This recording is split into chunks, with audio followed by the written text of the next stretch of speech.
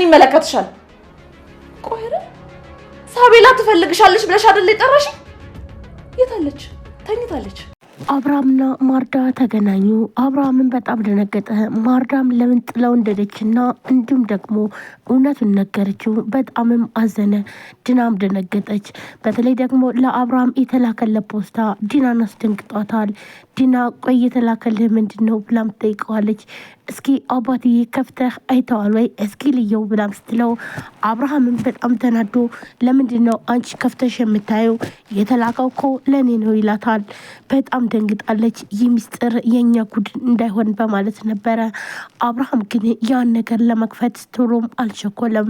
ነገር ግን ዲና እየተንቀጠቀጠችና እንዲሁም ደግሞ ከፍቶ እንዲሰጣት ትፈልግ ነበረ። በተለይ ደግሞ የተላኩት ፎቶዎች ምክንያቱም ደግሞ ማርዳና እንዲሁም የማርኮን ከልጆች ጋር የተላከ ፎቶ ነው። ያን ፎቶ እሷም እንዳገኘችው ደንግጣ በጣም ነበር የደነገጠችው። ይህንን አብርሃም ቢያዩስ ለቤታችን እኮ አደጋ ነው። ቆይ ግን ማነው ይህን ፎቶ ሊልከው የቻለው በማለት ስለዚህ ይህን ፎቶ ማቃጠል አለብኝ ብላም ወስዳ ፎቶን የልጆቿንና እንዲሁም ደግሞ የማርኮንን ፎቶ በአንድ ላይ አቃጠለችው። ካቃጠለችም በኋላ ግን ደግሞ ጥለው ስትሄድ ልዩ ተደብቃ እያየችም ነበረ።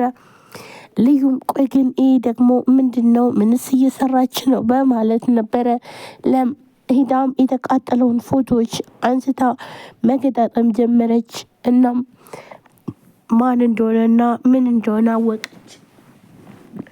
በጣም ደነገጠች። እንዲህ ቆይ ግን ዲና ልጅ አላት ማለት ነው? በጣም ከባድ ነው እያለችም እውነቱን ስታውቅ በጣም አዘነች። ይህንን እያየች ያለ ማርኮን መጣባት። ደነገጠችና ፎቶን ከኋላ ደበቀችው። ምክንያቱም ደግሞ እየመጣ የሚያንቃትና እንዲሁም ደግሞ የማደርጋቸውን ስራዎች እያበላሸች ነው። ስለዚህ እከልሻለሁ እያለም እየፎክርላት ነበረ እና እሷም ደግሞ ስራዋን እየሰራች እንደሆነም ለማርኮን በመንቀጥቀጥ ትነግረዋለች።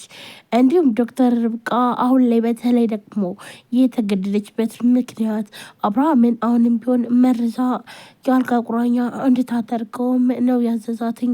ይህን ደግሞ በፍጹም አልስማማም። በቃ ካሁን በኋላ የፈለግከውን ነገር ማድረግ ትችላለህ። እስከዛሬ ድረስ እያስፈራራ ብዙ ነገር ስታደርግ ቆይተሃል።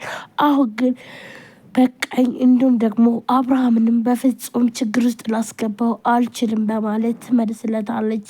ልዩም ይህን ሚስጥር ሰምታለች። ምክንያቱም ደግሞ ማርኮን ለዶክተር ርብቃ ይህ መድኃኒት በየቀኑ እየሰጠሽ አብርሃምን የአልጋ ቁራኛ ታደርገዋለሽ ብሎም ሲላትኝ ልዩ ተደብቃ እየሰማች ነበረ።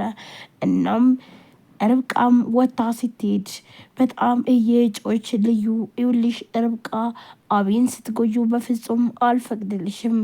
እናም ምንም እንዳታደርጊው ይውልሽ ምንም እንድትጎዩ በፍጹም አልፈቅድልሽም። እኔ ካቤ ጎነኝ እያለችም ብዙ ነገር ስትናገር ቆይታለች። ነገር ግን ርብቃ አሁን ላይ ደግሞ ፍቅረኛዋ ጉዳት እንዲደረሰበትና እንዲሁም ደግሞ በተለይ በማርኮም ምክንያት ከቀጠሯቸው እንደቀረ የማታውቀው ርብቃ ግራ ተጋብታና እንዲሁም ደግሞ በቃኝ ካሁን በኋላ እስከዛሬ ድረስ መሸወድና እንዲሁም ደግሞ ብዙ ነገር እያደረገ እስከዛሬ ድረስ ይቅርታ ያልኩለት ኑር ያለው ካሁን በኋላ በቃኝ በማለት ተስፋ ቆርጣ ያለ ራሷን ጥርጣሬ ውስጥ እንዲያስገባ ያደረጋት ነገር የማርኮን እንዴት ነው ብሎም ሲላትኝ ወይም ደግሞ የት ነው ፍቅረኛሽ ብሎም ሲላት እናም እስካሁን ድረስ አልተሻለውም ወይ በሚላት ሰዓት ጥርጣሬ ውስጥ እንድትገባም አድርጓታል። ይህንን ያደረገው ማርኮን ጭራሽ ብሩን ቀምቶ እንደወሰደና እንዲሁም በኤፊ ላይ ጉዳት እንዳደረሰበት በፍጹም ይህንም አልተናገረም ነበረ። አሁን ላይ በጣም ከባድና እንዲሁም ደግሞ አሳዛኝ የሆነበት ምክንያት የአብርሃምና እንዲሁም ደግሞ ማርዳ እስከ ዛሬ ድረስ ያልነገረችው ሚስጥር እናም ቤቷን ጥላና እንዲሁም ደግሞ ልጇን ጥላ ሄደችበት ምክንያት አብርሃም ሲያውቅ በጣም አዘነ። አብርሃም እንዴት ቆይ ለምንድን ነው ያልነገርሽኝ? እንዴትስ ጨክነሽ ሄድሽ? ለምንስ ሄድሽ? ብሎም በጣም ደንግጦ ይጠይቃታል። ማርዳም እያለቀሰች በጣም ይቅርታ ነበር ያለችው። አብርሃምም አሁን ላይ ይህ ይቅርታሽ እኔን ሊያክመኝ አይችልም፣ ስለዚህ ምክንያትሽን እስኪ ንገሪኝ፣ ምንስ በድዬሽ ነው በማለት ሲጠይቃትኝ ማርዳም በጣም እያዘነችና እየተከዘች እሷም ደግሞ የካንሰር ታማሚ እንደሆነችም ነገረችው። አብርሃም በጣም ደነገጠ። ሳቤላ አሁን ላይ መታከም እንዳለባትና እንዲሁም ደግሞ ቤቱ ሽጦ ሁሉንም ነገር ማድረግ እንደሚፈልግ ይህን ነገር ነበር ሲያስብ የነበረው።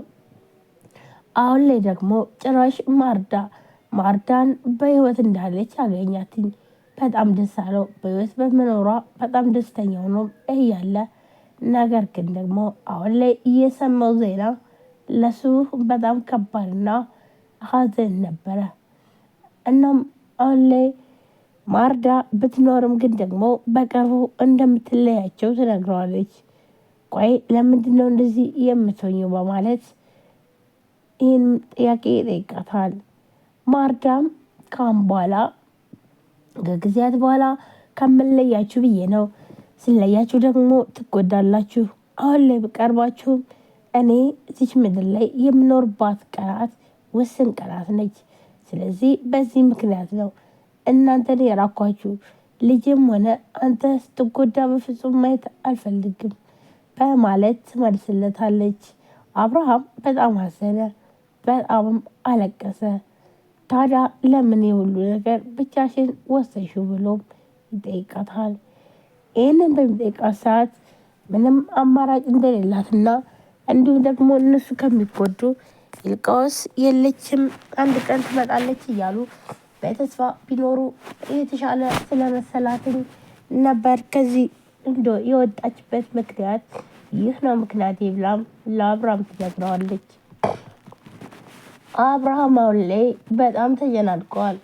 የዋሰ ከባድ ችግር፣ በተለይ ደግሞ ሳቤላ አለመታከሟ እና እንዲሁም ደግሞ ሳቤላ ችግር እንደደረሰባትና ሲቀጥል ማርዳም በሽተኛ እንደሆነች መምጣቷ ቢያስደስተውም ግን ደግሞ መምጣቷ ምንም ጥቅም እንደሌለው ሲያውቅ በጣም አዘነ። ሰላም ሰላም፣ ጤና ይስጥልን ውድና የተከበራችሁ ቻናል ቤተሰቦች እንደላችሁ። ለዚህ ቻናል አዲስ የሆናችሁ ሰብስክራይብ፣ ላይክ፣ ሼር በማድረግ ቤተሰቡ ነው። ቤተሰብናችሁን ከልብ ነው አመሰግነው።